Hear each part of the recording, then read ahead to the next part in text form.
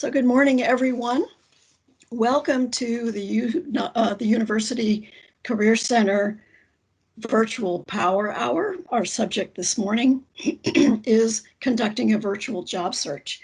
I'm going to take you through 3 or 4 specific topics related to a job search. They actually are all good topics for a regular job search, but there's a little bit of a different spin when you're conducting a virtual job search. So I want to acquaint you with some tools and some technologies and some tips about how to manage this in a virtual environment.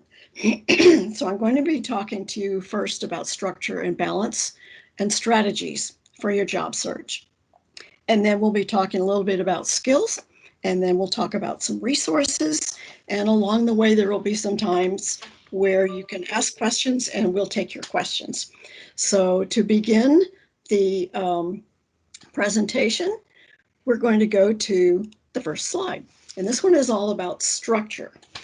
It's easy to think when you're working from home that when you're working from home, it's easy to do this. And actually, a lot of things kind of get in the way when you're at home. You may have children around or pets around. It may be really hard to be motivated to keep yourself to a schedule. So the first thing to do is to remember that you need some structure in order to conduct your virtual job search. If you don't have a job and you've just graduated and searching for a job is your priority, then you need to think about how the job search is your job right now. You can consider it a part-time job or a full-time job, but you want to dedicate a certain number of hours a day to your job search and then kind of create a schedule for the week maybe of what you're going to do on which days. If it's a full-time job for you, that would be about 35 hours a week. If it's part-time, maybe devote 20 hours a week. A lot of people think your schedule needs to be 9 to 5 or 7 to 4, like you did when you were in school. But actually, when doing a virtual job search, if your geographic opportunities are open to working anywhere in the world, you may want to consider the time zones of people that you want to connect with. So some time zones, people might not be available at the same time as you are. So you can be really flexible with your schedule, but make sure you develop a schedule for yourself. And you do need balance. By balance, I mean not just a balance of activities as you conduct your job search, but balance for your whole life. And in order to have your job search be conducted effectively, it helps to have a designated workspace in your house. You want to be free of distractions. You want to have privacy for video and phone meetings. Someone needs to mute their microphone, please. When you have your designated workspace for your job search, that's the only place you should work. Don't work from your bed or from the couch or from outdoors on your patio unless that's your dedicated workspace. Have it be a place that's free of noise and distractions. And along the way, to provide that balance for yourself, try not to binge watch the news. It's a temptation to watch CNN or Fox News all day long, but that can be a little depressing, and that certainly will affect your mood as you're going about your job search. So balance also means taking care of yourself. Designated time each day when you're going to take a break for a snack or for your lunch, and do that in a place different from your workspace. This break is not actually a luxury. It's really necessary. You need time and a little bit of space that where you can clear your head and where you can come up with just for a breath of fresh air and then refocus when you go back to work. Designate some social time to be with your family or your friends. You may not be able to be with your friends and outside family members in a physical sense, but you can always Skype with them or do some phone calls or do some Zoom meetings, but take some time to be with your family and your friends and don't let work intrude on that. Designate an end for your day. The end of the day is when your work or your study are finished. So close out the tasks that you can complete at the end of the day, put off the tasks that you can do tomorrow. You can make lists for the next day, post your priorities and your timelines for yourself. I've talked to a lot of people, and in fact, I myself use this method sometimes. Sticky notes are wonderful. Post them on a bulletin board or a mirror or something where you know what you have to do the next day, but don't think about them anymore that day. Close the door on that workspace. Reconnect with your friends and the family. Go outside, take a walk, jog, do your workout, whatever you need to do to kind of break from the day. But by closing that door, that signals that work is done for the day. And so you should devote the rest of that day or evening to activities that you can enjoy. The balance is really important. You'll do a much more effective job with your job search or with anything else you need to do if you have some balance between your work life and your social life and your job search. Okay, so here we're going to talk about some strategies for your job search. And the very first strategy very often is surprising to people. When I talk to students in my office, a lot of times they think the first thing to do when you start a job search is make sure your resume is in order. But actually, if we had a to-do list for a job search, there would be probably a dozen things on that list, and the resume might be halfway down the list because there's some other things you need to do before you start thinking about the resume. The first is to clarify your career goals. And in order to do that, you need to know where you think you might be going. Look at where you want to be in a few years. That can be pretty difficult because things are changing so much right now. But if you look at where you want to be in a few years, then you can kind of structure how you want to start this job search. If you have a top 10 list of employers that you want to connect with, try to narrow that down to maybe 5 potential jobs where you could be happy to begin your career. And this is especially important right now because a lot of times when we graduate with our degree and up to, say, the middle of March of this year, everybody thought, when I graduate, I'm going to start with this job and I'm going to go from here and take these next steps. And the COVID-19 restrictions have changed that for almost everybody. And it may not be that you're going to be able to start where you thought you were going to start. So it's really important to take a look at what the 5 or 6 things are that you could be happy doing to start your career. Ultimately, the bottom line is you need to start somewhere. So if you have it narrowed down to about 5 things that would be okay as a starting point, that will help you focus and structure that job search. So develop that strategy, decide where you're going to look for those jobs. Prepare the documents you need. That's where the resume comes in. And make sure that you are ready to begin the job search. So within the University Career Center, we have several services available that can help you as you get started with this process. We have resume editor at utdallas.edu. That's an email address for our resume editors. And if you can email your resume in or any other documents, your cover letters, potential essays, if you have to provide a personal statement, you can email those to our team and they will get back to you with advice about that document. You can also connect with your career consultant. There are career consultants that work with students in all 8 schools, and we're happy to review resumes and documents for you. Then you want to prepare for interviews. Utilize Interview Stream through the University Career Center's website. You can access that through our resources page, and you can practice mock interview questions there. In Interview Stream, the career consultants have all created practice interviews for students according to their majors or according to the typical jobs that students in those schools search for. So the interview stream, practice interviews, will give you a great opportunity to video yourself, practice those, and you can connect with your career consultant to review those videos or to do a virtual mock interview yourself. Make sure that your technology for virtual interviews is up to date and works well. Be sure your camera provides good images. Make sure your microphone picks up sound. Your whole audio system needs to not only pick up sound, but also reproduce sound so that you're able to understand each other when you're talking to interviewers. Be sure your computer and your laptop are all in good shape, and check out your Wi-Fi access. There may be a spot in your home where you have better access to Wi-Fi.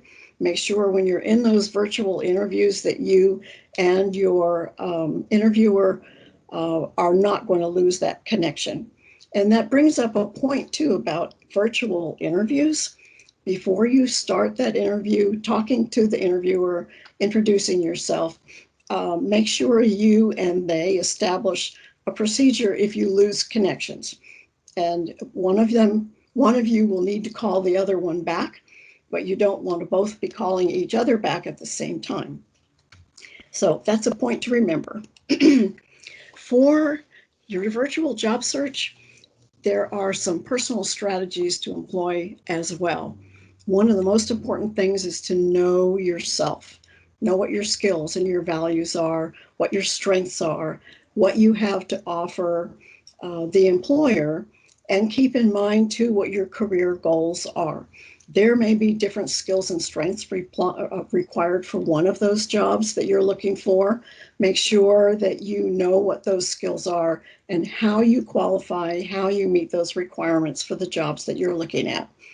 Work your network of potential helpful contacts, and then start a spreadsheet to track your job search activities and your contacts. A lot of students use just a very simple Excel spreadsheet and use the tabs at the bottom to keep track of things like contacts, phone interviews or interview activities, which jobs you've applied for and when, what the results were of your research, what companies you want to be sure to have on your top 10 or your top 20 list. But a spreadsheet can be a really useful tool for helping you track all the things that you've been doing. Okay, so here's some more strategies. Explore company websites and organizations. And while you're exploring those organizations, explore also what their work environment is like and what their company culture is like. You can learn a lot from a company's website. You can learn about their missions, their goals, their past history, how they've developed their business, how they've built their business. You could use a lot of other research sites and tools to learn about a company's competitors. If you know what one company's products are, who are the competitors that those companies are competing against, because you may want to look at those companies as well for the same kind of job. Company culture and company environments are often found through employee responses to questionnaires. And so some sites like Glassdoor can be very useful in learning from people that work at those companies, what those companies are actually like. Use Vault and ONET to learn about industries and job markets, salary information, trends that are predicted for that occupation in the next 10 years. ONET is a free government website that has incredible information in it about occupations with really great details, that also connects to the Bureau of Labor Statistics, which powers ONET with their data. So the data that you have in ONET and the Bureau of Labor Statistics is up-to-date data. It's updated constantly. Vault is a premier information warehouse, really, about industries and trends and salaries. They have guides, actual documents that you can download from Vault that give you some detailed information about industries, about individual jobs, about trends in different areas. They have internships that are posted in Vault. They have job information. They have interviews and videos. In fact, one of the things that I learned about this week was a whole series of new videos that Vault provides about virtual interviewing. So it's a huge warehouse of incredible information that will help you with your job search. You can access Vault through the Career Center's resources webpage just by entering your net ID and your password. Own It is free, and you can just enter that through your internet browser. The next thing to do is develop a top 10 list of companies that you definitely want to connect with. But you start focusing on those top 10 companies and make efforts to find people in those companies that you can connect with, look at their job search, their careers pages, see what jobs they have open. But you can also use that top 10 list to help yourself expand to a top 20 list, because then you're looking at companies that do some of the same things that are maybe competitors or are very similar, but that helps you begin the process of developing that list of companies to connect with. And the thing about research is once you start research on something, you find yourself adding, you learn things, you develop connections, you see other sites, you see other information, and so you start collecting all of this data. And where you started out looking at for 10 things, you may end up with 20 or 25, because each step of a research process takes you to another step. And it's really kind of exciting to do that, even while it's stressful. So you also want to consider temporary positions. You could find a freelance or consulting position, or find a job with a staffing agency. Staffing agencies are the kind of the go-between between companies and permanent employees. A staffing agency is contracted with employers to find people to fill temporary positions. And when you have one of those temporary positions and you prove yourself in that position, you stand a good chance of receiving an offer for a full-time position. So it could be a great way to get your foot in the door while you're adding skills and experience to your resume. And I can't emphasize in this environment how important and how useful a freelance or a consulting or a temporary position can be. It will give you some experience to put on your resume, and that will forestall the question from employers 6 or 8 months or a year from now that will ask you, what have you been doing since you've graduated? Then you can say, here's what I've been doing. I had a temporary job and I gained this skill. I did a freelance project for a friend of mine, and I gained these skills and this experience. You can do all kinds of things in this gap between the time you graduate and the time you get that job. Okay, so the next slide is about networking. So at this point, Eric, do we have some questions from any of our viewers? No, we don't have any questions at this point, but I do have a question if I can pose it. Certainly. What if I'm having trouble understanding my values, my personality, and making that connection to a career? What would be some alternatives that help me to put the words or the terms to and understand my values and experience a little bit deeper and how that connects to? Okay, that's a great question, Eric. And it's one that a lot of people probably have on their minds and just haven't asked that question yet. Part of what you are asking about, you can do through introspection, but introspection is a really lonely place sometimes. You can do all your thinking in a vacuum and you don't have anybody to bounce ideas off of. So I'm going to give you somebody to bounce those ideas off of. Each person who's a student or an alum of UT Dallas has a career consultant to work with. So I would encourage you to get in touch with your career consultant and see about doing perhaps some career assessments. Part of the career assessment process is to look at what your interests are, what your personality type is, and how both of those can come together in an occupation or a career that fit for you. When your values, your skills, your personality, and your interests all fit together in what you're doing, that's going to be a much better place for you to be working. And by doing the interest assessments and the personality assessments, you have a conversation about the values that are important to you, thinking about and talking about what's important to you in your work, what's important to you in your life, how do those things all fit together. That's all part of the conversation you can have with your career consultant, and then take that conversation and give it some concrete application on your resume or in your personal statements or essays that you provide or letters that you write. All of that is a part of that assessment process, and I think that might be a good place to start. Thank you. And then I just have one more question. Uh, when should you start your job search?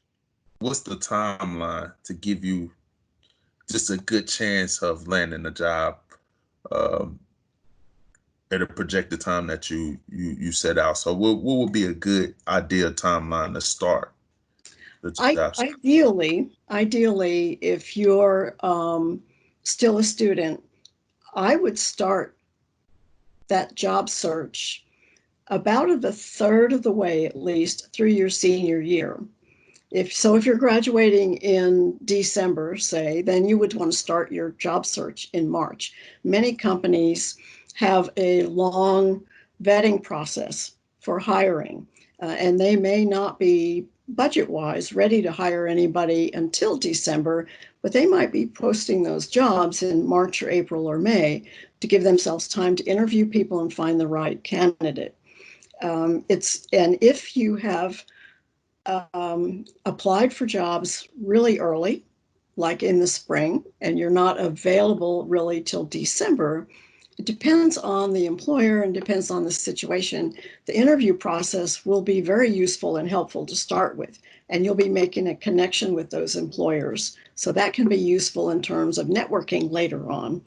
If your skills, such as in the technical fields, if your skills are valuable and you meet all of the requirements of a job except that you haven't quite finished that bachelor's degree yet, some employers will actually bring you on board on a temporary basis, and then once you have your degree, then they'll finalize it and make it permanent. Some employers have been known to hire students at one salary level, and then when they finish their degree, then they bump that salary up to the standard level for that job. So making those connections, making those contacts with employers even before you graduate is really important. If you wait till the very last minute, which a lot of us do, and I'm not saying you can't be successful that way, but it puts a lot more stress on you. That makes sense? Yep. Thank you, Miss Janie. Okay. I have no further questions. So thank Okay. you. You're welcome. Let's see what else we have. Okay, so this one is about working, this slide is about working your virtual network. And before I even start talking to you about what's on the slides here and what my advice is, I will tell you virtual networking has always been important. And for the whole time I've been a career consultant or a career counselor, that's the thing I've preached over and over for years, is you really do need to network. And it's a scary word for a lot of people because we all think that means going to networking events and having to talk with a lot of people that we don't know, which could be true. However, if you think of networking as simply having a conversation with another person, that kind of takes some of the scariness out of it. And think about those of us and sometimes I would include myself in this, those of us who are hesitant to attend those big networking events where you have to talk to a lot of strange people, in this virtual environment, we can't do that. So with social distancing and with the restrictions of the time that we're in right now, virtual networking is a godsend for people who are hesitant to talk to people that they don't know. It's a lot easier to do this by email or by chat or even by video and Zoom and things like that. But it's even more important than it's ever been to develop a network of strong contacts that you can connect and reach out to throughout your job search and throughout your career. It's even more critical now than it's ever been. And you need a network because, point one, 10% or fewer hires are resulting from strictly online job search. 10%. Only 15% of new hires are sourced by recruiters. And that's a question I often get is, do I need to hire a recruiter, or do I need to use a recruiter? It could be one of the things in your toolbox, but remember that only 15% of the new hires come from recruiters. 50% or more of new hires occur as the result of a referral. And a referral would be from someone who that employer knows and someone who knows you. So, as an example, if you have a friend who works for a specific company and you're interested in a job with that company, if your friend were to talk with their employer and say, I know this person would make a great fit for our organization, the employer is going to be much more likely to look at you favorably even before they arrange for the interview. The employers are human beings, and human beings like to connect with people that they know someone who knows that person and can vouch for them. So networking is really huge. So your virtual network can come through social media like Facebook, Instagram, Pinterest, Twitter. Handshake is even considered social networking in a business kind of sense. You have professional social networks that you can develop through Handshake, through Zoom, Microsoft Teams, and LinkedIn especially. And LinkedIn has a built-in alumni tool. When you're on LinkedIn, you can search for your school. And when you search for your school, you can also filter for alumni. And LinkedIn will build you a whole page of UT Dallas, for instance, alumni. You'll be able to see where those people work, what companies they work for, what geographical area they're in, what their majors were. You can even filter that down to a search by major. And that's a great way to find people who have graduated from UT Dallas, or who are even still students at UT Dallas, see where they work, see if there's a way that person can connect you with someone within that company that you're looking at. Alumni tool in LinkedIn is a huge resource. And then there are networking groups in your community that you can connect with as well. Now they have been having they have been having up to this point actual networking events and meetings that you could go to, but all of them are doing these things online anymore. The Chambers of Commerce, there's an organization called Linking DFW. You can use things like Eventbrite and Career Connection. There's a lot of networking, professional networking groups out there. You could even Google your area for a few more groups to connect with. The more networking you do, the more connecting and talking with people you do, the better opportunities you will have to connect with people that can help you with that job search. So be active online. If you are on one of these networks, post relevant news items, post activities that you've been involved with, talk about a book that you've read. If you're a real writer and a real communicator and you enjoy that kind of thing, start a blog where you can post on your social media networks what your opinions are. If you become known by others on those networks as an expert on something, they'll be passing your blog around to their friends. So pretty soon you will have a following, and that will improve your chances as well. Okay, this is from a newsletter, an organization that I get a newsletter from every couple of months. It's called careersherpa.net. And this is a quote from them: "Smart job seekers focus on needs and wants and desires of others and obsess less over the need to find a job. Successful networkers know that when they show generosity, it can and usually does come back to help them in the future."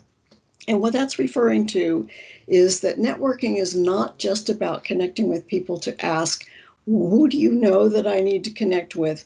Who has jobs open? What can you do for me to help me with my job search? It could be that you have some area of expertise, maybe even outside of the field that you're in, the professional field, but maybe you have an expertise area that you could share with someone or that you could help someone with. Suppose in this climate, for instance, you connected with someone who owns a small business, and maybe you are an accounting major, and maybe you are specializing in cost analysis. So suppose you connect with a small business owner that's had to lay off some of their staff. They're getting ready to reopen their business. They're getting ready to rehire, but they're really not sure how to go about the process of managing reduced inventory, things like that. So suppose you offer to do a cost analysis for them, free of charge. You're just being helpful. You have that expertise, they have that need. So you would do that for them. And then maybe a month later, they're talking with someone else that says, I met this person through LinkedIn and they did this cost analysis for me, free of charge, just to be helpful. And I was so grateful. You're looking for someone with this expertise. Why don't you connect with them? So you can get an opportunity can come out of your being generous and helpful to someone else. And nothing might have been in it for you, but ultimately that will come back to reward you. So think about that when you're networking, not just what can you do for me, but what can I do to help you in this time? And how can we work together? That's what networking is all about. So in terms of how to, this almost goes back to Eric's question about my skills and my values and things. How do you go about emphasizing the skills that you have and the skills that employers are looking for?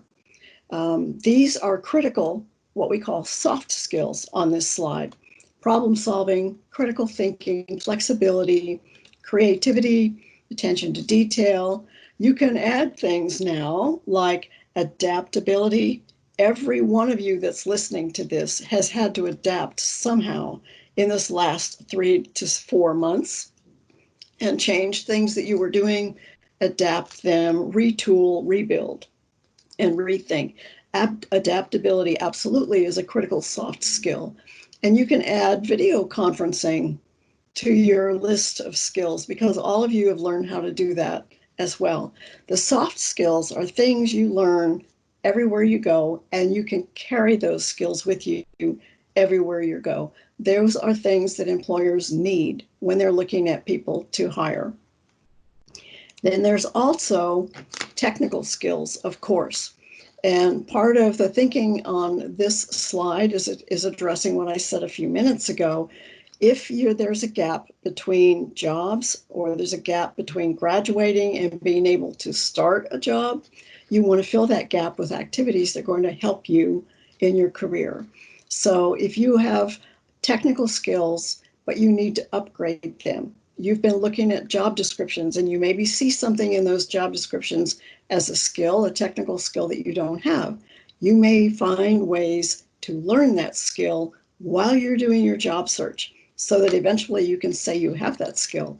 LinkedIn Learning has a number of skill development workshops that you can use. And there's one on LinkedIn Learning called Trending Skill You Didn't Know You Needed. It's a whole series of things about skills and how you can develop those skills. There are open online courses like Coursera, edX, Udemy, and Allison. Those are all ways that you can learn new skills or update the skills that you have. You can get tutorials from your favorite products or your favorite services.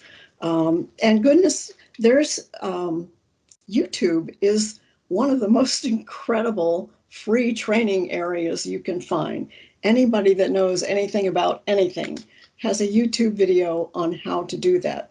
So you can update your Excel skills, your statistical software skills, your Microsoft Word skills, even technical how-to videos are up there about how to do specific technical things.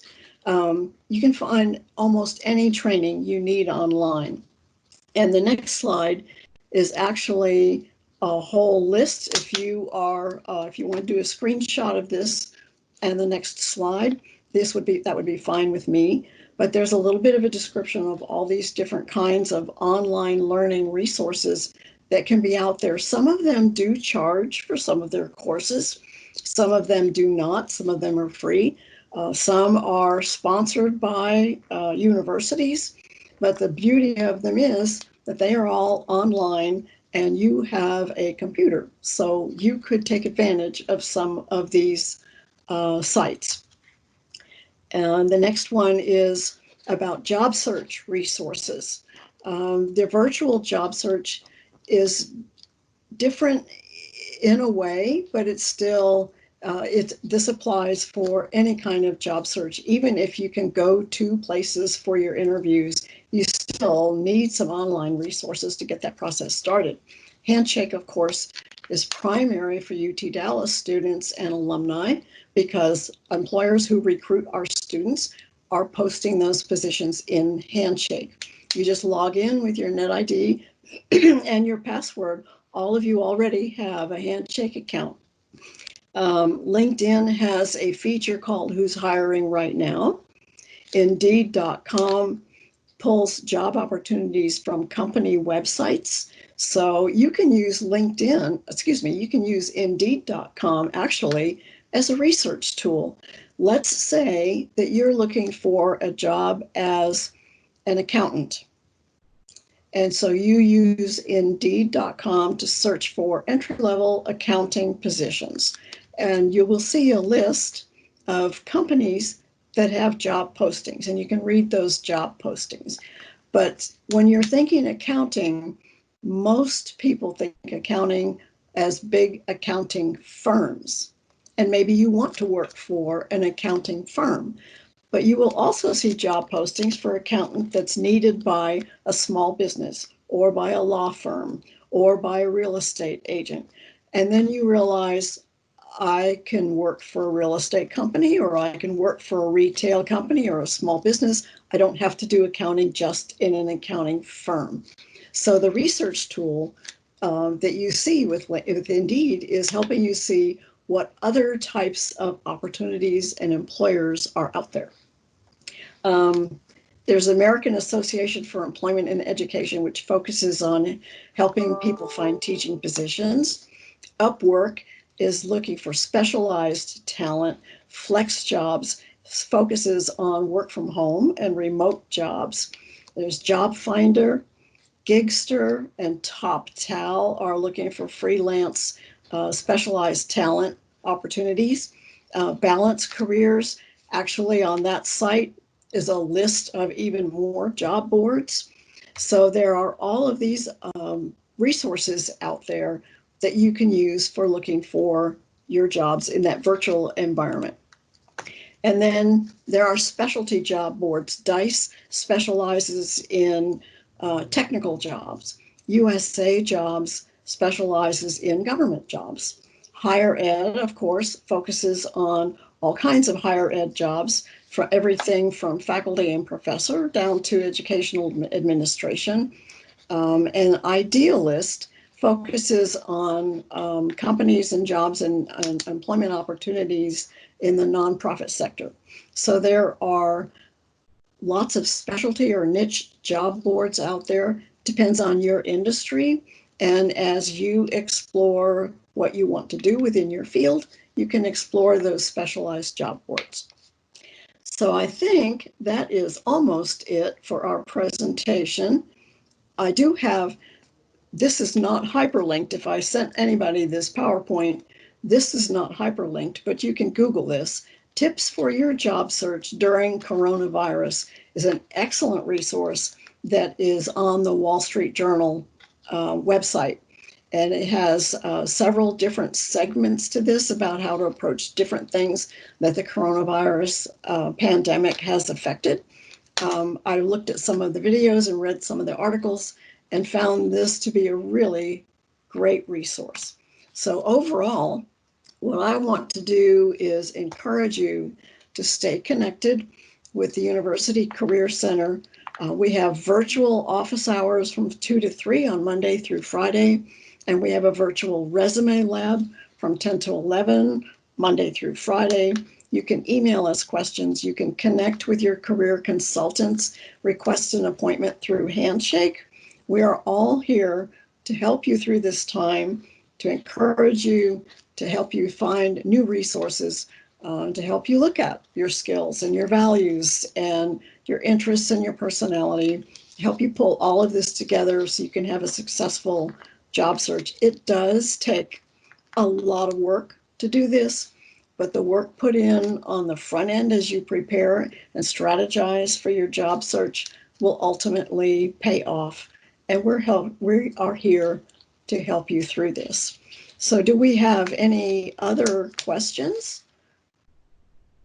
Eric, has anybody else posted a question? Nobody else posted a question yet. Uh, so, but I do have a question that It I do is have. nice to have a moderator that has questions. Go ahead. Um, and I just want to reiterate just how wonderful this presentation was, and I know it came from an extensive place where you had tons of knowledge and experience because you've been in this field for like 15 years, right? Right. So I know you had a success story of a student that maybe started the job search from the beginning and ended up getting the job of their dreams. So can you talk about maybe an experience that you had with a particular student that ended up being successful when it pertains to job search? Oh gosh. Um, yes. Uh, Gosh, I could name half a dozen, but there are three that come to mind. Hmm. Um, and one is a student who actually went on to medical school, and he had come to me for help with the personal statement that you have to use for graduate school or for medical school. Um, so we worked specifically on the personal statement. Everything else this student already had in order, resumes uh, and researched schools and knew which ones they wanted to apply to. Um, but when I came into that process with them, it was just to work on the personal statement.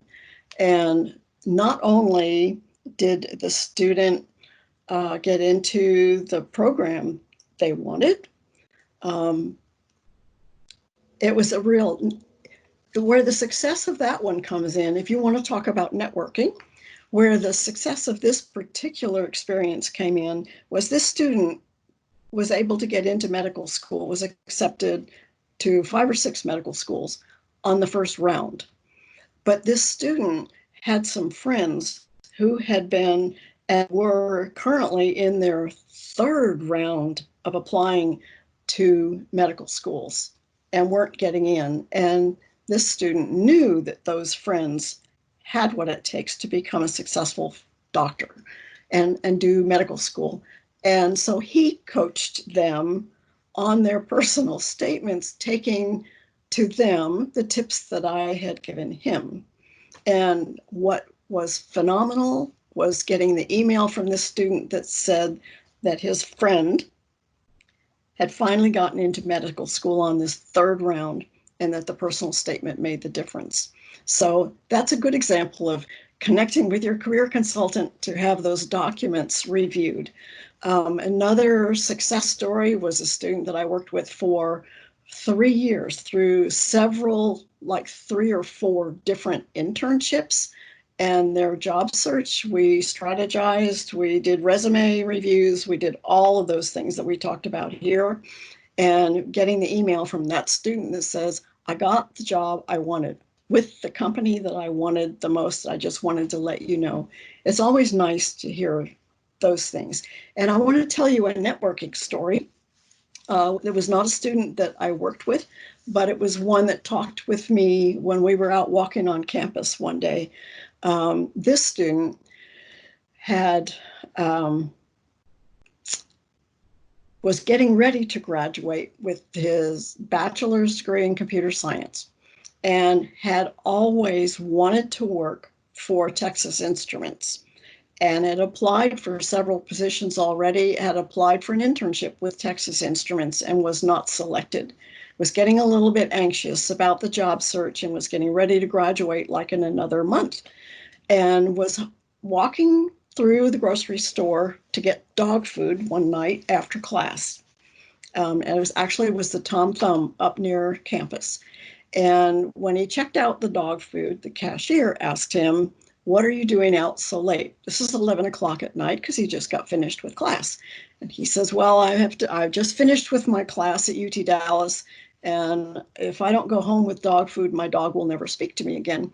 So the cashier said, what are you studying at UT Dallas? He says, computer science. I want to be a software engineer.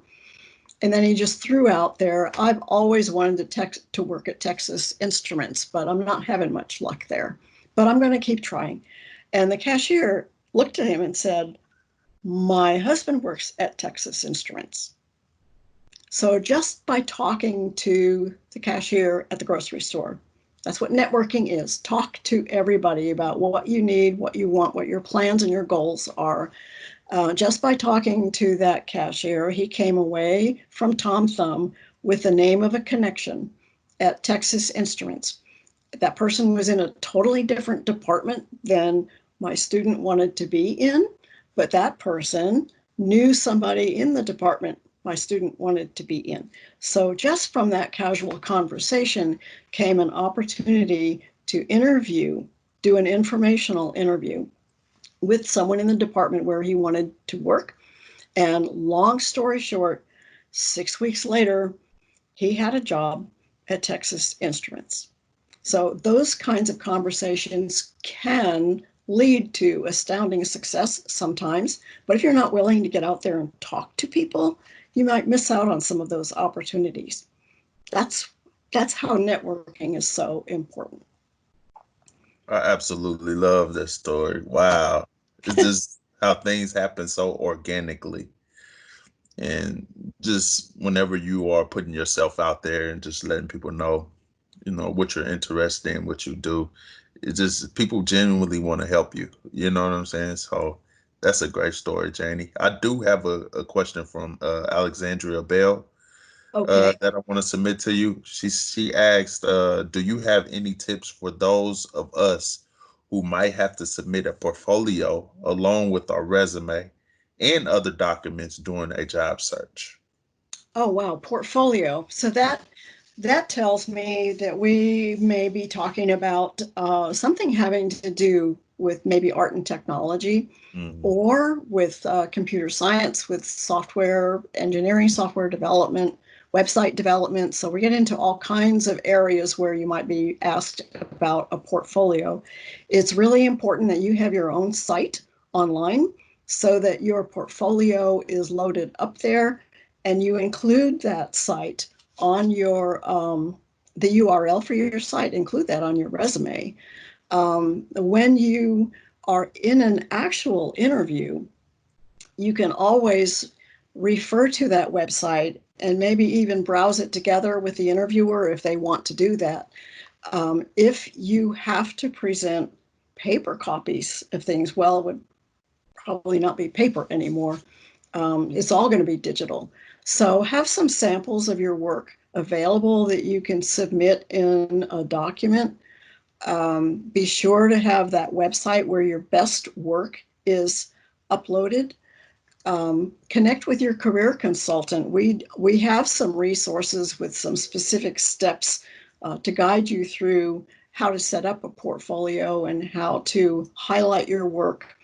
And it depends on your field. So you really want to connect with a career consultant for your school, because there could be some differences in what is required in a portfolio and how you would present it. But the most important thing, once you get that all set up, is to be sure that your link works and that you have it on your, you want it connected to LinkedIn. You definitely need a LinkedIn account, and you can connect your portfolio to LinkedIn where somebody can hop on right there. Also have that URL on all your documents that have your heading and your contact information. Have that URL on there as well.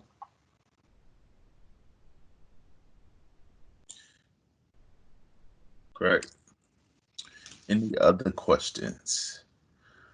As of right now, I do not have any other questions coming in. Okay. So, Well, thank you, Eric, for moderating for me. Thank you, all of you who attended today. This recording will be up on YouTube in about a week when we get that all put together. I thank you for coming today. I hope the information that we provided this afternoon, was useful and helpful. I really appreciate that you attended. Please talk with your friends, encourage them to attend these power hours and the other Career Center events that we're putting on this summer. We're here to help you. Remember that. And again, thank you very much for coming. And I'm going to sign off now and say goodbye.